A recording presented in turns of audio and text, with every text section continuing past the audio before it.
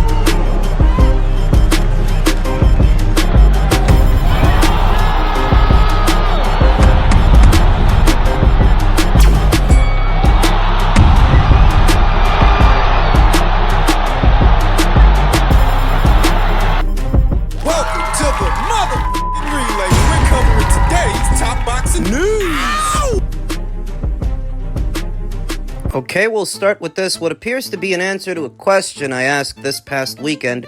Do the people at Top Rank have any options on Angelo Leo, who beat their man Luis Lopez for the IBF title? Apparently they do. Angelo Leo's next two fights are going to be on Top Rank.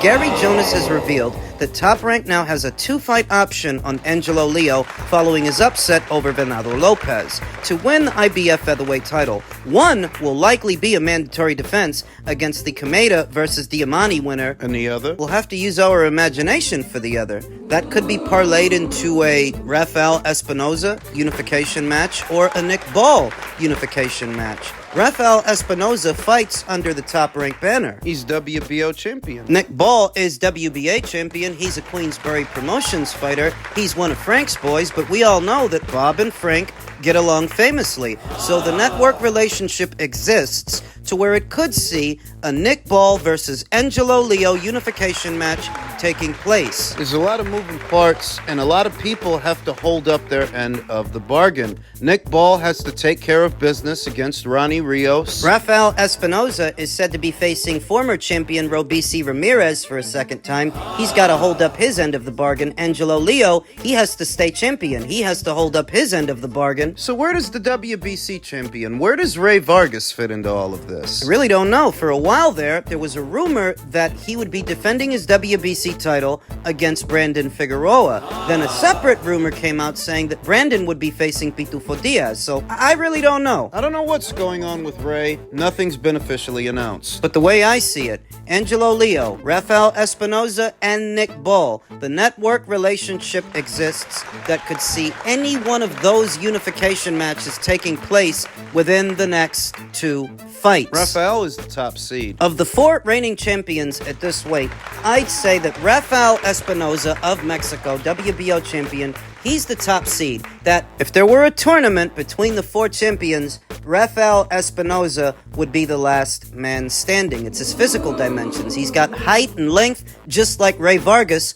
with more punching power. More offense. He's long and limber like Ray, but not as cerebral. He's the top seed. I'd say he is. But you don't want to underestimate two-division champion Angelo Leo, who shocked the world, knocking out Luis Lopez. I really wasn't expecting that. So he's a live dog. The beauty of this division is that you could make a case, a solid case, for any one of these fighters to be the last man standing. How Angelo Leo shocked the world this past weekend. How Nick has been through a perpetual gauntlet. He has. Former champion in Isaac Dogbay, a current reigning champion in Ray Vargas, then another reigning champion in Ray Savage. He's formidable too. He's solid too. But so is Ray Vargas in his own right. Ray has a lot more pro fights and more pro experience than the other three champions at the weight. So you could make a case for any of them to be the last man standing, but when I see them all in action, I feel like it's Rafael Espinoza more than the others. That I'd give him good odds to beat any one of the other three champions at the weight, though ultimately,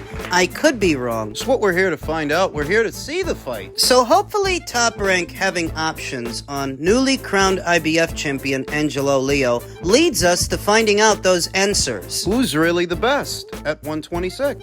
In men's super lightweight and welterweight news, former undisputed two-division champion Devin Haney took to his social media and stated, "The game ain't been the same. It's about time I come back. I gave y'all 3 months." I thought he was going to sit out for the rest of the year. I could have swore I heard something or saw something indicate that Devin Haney would not be returning to action until sometime next year. It appears he means to return to action this one, and you have to wonder what would have left him so inclined to return so soon, because on this schedule, He fought Regis Prograis late last year. He fought Ryan Garcia early this one. it's a pretty run-of-the-mill schedule of activity for a fighter today. 2 fights in a calendar year.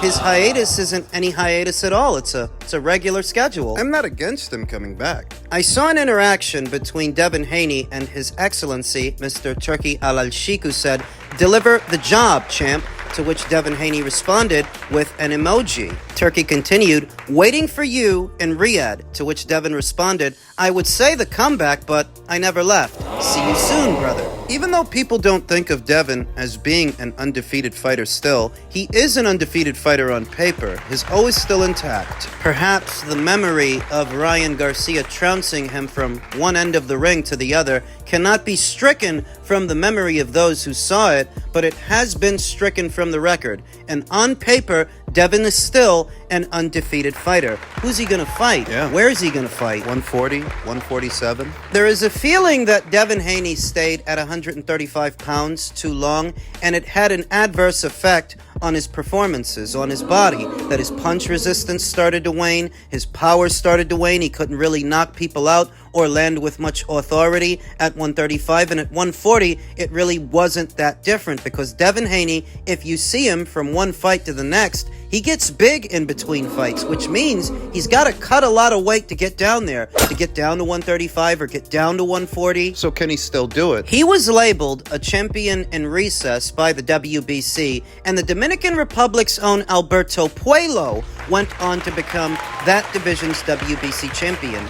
Because Devin is a champion in recess, that affords him an avenue of opportunity to fight for the title straight away, if he wants to. Does he? The question is, can Devin get down there, and can he get down there match fit? Because if he can probably challenge Alberto for that belt straight away. Become WBC champion again, see about unifying titles at 140. Maybe take on IBF champion Liam Barro, newly crowned WBA champion Rayo Valenzuela. WBO champion Teofimo Lopez. If he can get down there, there are opportunities for meaningful fights, significant ones. If he can get down there. If he can't, then he's left with no choice but to campaign as a welterweight. And that's a problem. Why? Devin might have been big for 135 and on the bigger end at 140, but at 147, his lack of power, shaky punch resistance against what are bigger fighters than he's used to. In what condition will Devin Haney return to action, and at what weight? Because that'll tell us what we need to know.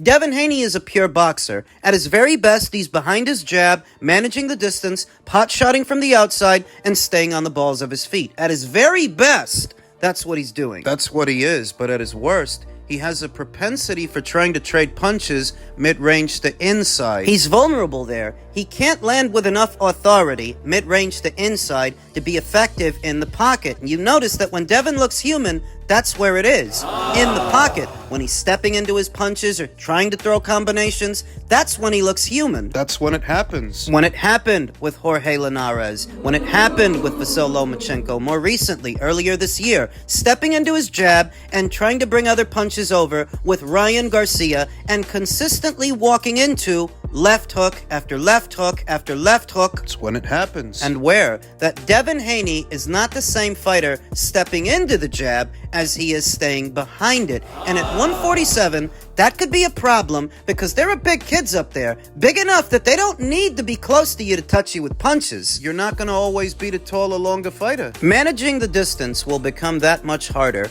against taller, longer fighters who have height and length of their own, and power, the power that Devin doesn't have. A question. Devin wasn't a big puncher at 135. He still wasn't a big puncher at 140. And if he's not a big puncher at 147, what's going to stop those guys from walking through him, walking him down, and knocking him out? What's going to stop them? It doesn't have to be all doom and gloom if Devin can make some adjustments, make some changes, because he wasn't a big puncher at 135 and he wasn't one at 140. So I don't get the sense that he's all of a sudden going to become one at 147 if he goes there. Those are legitimate concerns. And I would say that the time off might have done Devin some good, but in reality, he didn't take much time off. Not if he's coming back before the end of the year. It's a curious development. Not necessarily bad news. No, it's not bad. It's interesting. How's Devin gonna look when he comes back? What weight is he gonna come back? Who's he gonna fight? Questions that need answers.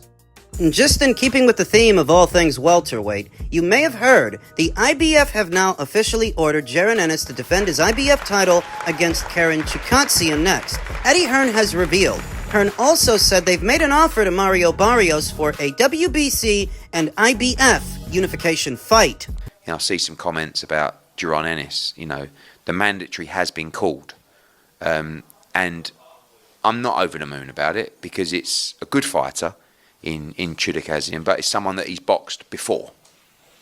There's nothing we can do in terms of the mandatory that's been called. But we want to make the biggest fights out there. So, it's frustrating. If it's a fight that has to be ticked off quickly, well, we'll do it. But we want big fights for Conor Benn, and particularly for Jaron Ennis. Maybe they fight each other. But the plan for Boots, unquestionably, is to be in unification fights. I've made a substantial offer to Barrios to fight Jaron Ennis. Let's see what he says. Crawford Ortiz likely next for Riyadh season show? Maybe. We'll see. So this is a big part of the reason that some are urging Jaron Ennis to just abandon ship at welterweight and move up to junior middle. It's a deeper division with more talented fighters in it, more opportunities for big fights, bigger ones than what 147 has to offer. When you see that he may end up having to fight Karen again, Karen who he outpointed a little over a year ago in January of last year, it's either you fight Karen or you fight Mario. How the hell did Karen end up as mandatory? I believe it was the Harry Scarf fight that Karen had earlier this year in May. I believe that was an IBF final eliminator to crown a mandatory challenger for the IBF champion. That's Boots. That's him. Now, Karen has had about 3 fights since he fought Jaron Ennis in January of last year, and he won all 3. He's on a 3-fight winning streak. He's currently the IBF's mandatory challenger. Jaron Ennis has to deal with him in one way or another. You either fight him or get him to step aside. The only way to do that is to have a unification match. On the premise that Boots ends up fighting Karen Chukhadzian again, the virtue of the fight is to show how much he's grown, how much better he is now than when they initially met. Because when they initially met, Karen Chukhadzian's movement, his pivots, he was really slippery, and Boots couldn't get off his punches as easily as he normally does. Deliver his power. So the virtue of fighting Karen again is doing a better job the second time out than you did the first time. However, even with that, that's not a hot ticket. That's not a mouth-watering fight. Nobody was asking to see that again. The Mario Barrios fight is a little bigger. It is a little better because that's a unification match. And Mario Barrios, well, more people are familiar with Mario Barrios than they are Karen Chukhadzian. That's not saying that Mario's a big name or a big ticket seller, because he isn't. But he is at least a little bit more well-known than Karen Chukhadzian. And so, the name of Mario Barrios was attached to a potential Pacquiao fight for later on this year. That is up until many had that exhibition match in Japan and looked his age. He looked terrible. He looked old. A novice boxer, a kickboxer transitioning into boxing, was landing some meaty punches on a very old Manny Pacquiao. So on the heels of a performance like that, you have to wonder if Manny really wants to come back. Does he still want to fight Mario Barrios? Because it doesn't seem like a good idea. And if they scrap those plans, that would leave Mario open to fight Jaron Ennis. So I'm sure that Mario and his team would love to fight an old Pacquiao. I know. I'm sure they would prefer to fight an old Pacquiao than a young Jaron Ennis if they had it their way. But it's really not up to them. It's up to Manny. And if on the heels of that exhibition in Japan, he's decided to scrap that idea, there's nothing they can do about it. It's up to him, and it was always up to him. Leaving them with very few options for big money fights and big paydays at welterweight today, because today's welterweight division pales in comparison to how it used to be. Now, you can hide out on PBC Island. You can do that. You can stay over there and wait until a Montestanionis is elevated to full WBA champion, however long that takes, and unify with him. You can do that, but that's not gonna pay you what fighting Boots is gonna pay you. And you still might lose. You still might lose to a Montestanionis. If you're thinking of him as the lesser of two evils, if you're thinking of him as being slightly more beatable than Jaron Ennis, maybe he is, slightly, but he's still good enough that he can beat you. And if he does, you'll end up losing your belt for less money than you would have made fighting Boots. The both of those guys can beat you. So in a lose-lose situation, you might as well go with the guy that pays you more money. Might as well, though I don't know if he's going to. I didn't get the sense when Eddie Hearn said they'd made Barrios an offer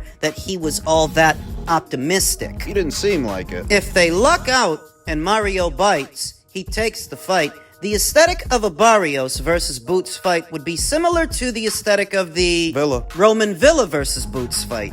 It would be like that. Nothing against Mario Barrios, but he's little more than just a mid-range to inside combination puncher. There's not a whole lot to him. Boots would pick him apart the same way that he picked Roman Villa apart. David Avanesian apart. He would do to him what he did to them if he is fortunate enough to land that unification match. The question is, does 147 really have so much to offer, even with those unification matches, that Boots should still be there when there are bigger names up there at 154? The virtue of staying there is, if Boots can actually get the other champions in the ring, he stands a very good chance of beating all of them, because he's the top seed at 147. He's the guy that you could give good odds to beat anybody at 147. So if he's still there, that's why he's still there, because so long as they can make the fights, he can win them. The caveat. Can they make the fights? Making the fights might prove more difficult than Boots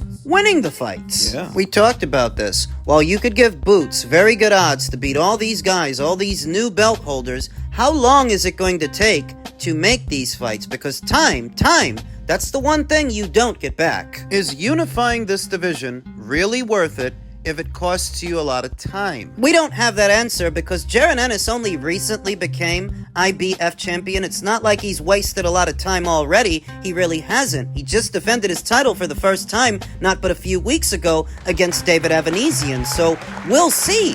We'll see how long it takes him to land a unification fight. But if it's taking too long... Do you think Mario Barrios is gonna bite? Maybe you're asking the wrong person. Because I ain't got a lot of time, and I ain't got a lot of faith in PBC fighters. PBC guys like Mario Barrios. Even when big numbers are involved. I'm not optimistic. I don't want to judge Mario Barrios harshly or prematurely. We don't know what he's going to do. But whenever PBC fighters are involved, I'm just not optimistic. If he doesn't take the offer, then Boots fights Karen again. That's the way it is. That's the way it is. The only silver lining would be is that he gets to get back out there. He gets to have another fight. Do a better job this time.